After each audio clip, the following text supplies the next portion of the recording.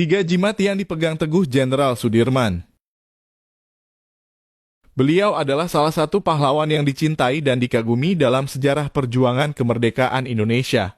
Pemimpin tertinggi pertama dalam sejarah kemiliteran Indonesia yang memilih masuk rutan dan bergerilya dalam memimpin perlawanan terhadap militer Belanda yang hendak merebut kemerdekaan dari tangan bangsa Indonesia. Sebelum masuk ke militer, Jenderal Sudirman adalah seorang guru di sebuah sekolah dasar yang dikelola oleh Muhammadiyah. Namun setelah Jepang menjajah Indonesia, Jenderal Sudirman masuk ke militer hingga ia dilantik menjadi Panglima Besar. Saat menjadi pemimpin, Jenderal Sudirman adalah sosok yang paling dicari oleh lawan. Namun dirinya selalu bisa dan berhasil mengecoh Belanda yang berusaha menangkapnya.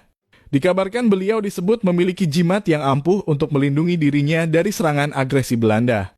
Karena itu inilah salah satu kisah dari berbagai kisah heroik dan kesaktian Jenderal Sudirman dalam menghadapi Belanda.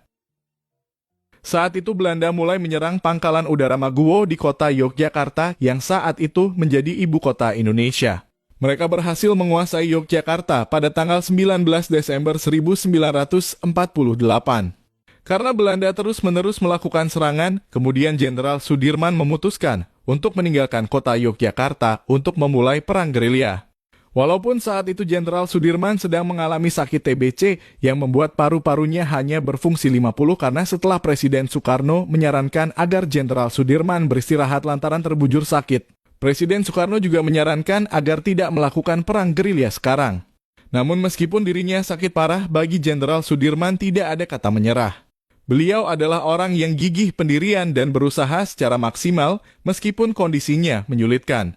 Singkat cerita, akhirnya Jenderal Sudirman melakukan misi perang gerilya yang berlangsung pada akhir Desember 1948 hingga awal Juli 1949. Selama perang gerilya, pasukan yang dipimpin Jenderal Sudirman melakukan penyerangan ke pos-pos yang dijaga Belanda atau saat konvoi. Jenderal Sudirman memang diketahui ahli strategi dalam berperan dan mengecoh lawan meski markasnya berhasil ditembus. Namun Belanda tetap gagal menangkap dirinya. Karena itulah tidak sedikit para pejuang yang lantas kebingungan melihat kejadian tersebut. Banyak para prajurit Jenderal Sudirman yang lantas bertanya mengenai jimat sakti hingga sang jenderal besar ini bisa lolos begitu mudahnya dari serangan lawan. Diceritakan dari berbagai sumber saksi sejarah dari mulut ke mulut, rupanya Jenderal Sudirman memiliki 3 jimat yang selalu dipegang teguh. 3 hal itu antara lain selalu menjaga wudhu, sholat tepat waktu, serta niat tulus dan ikhlas dalam menjalani pertempuran demi kepentingan rakyat Indonesia.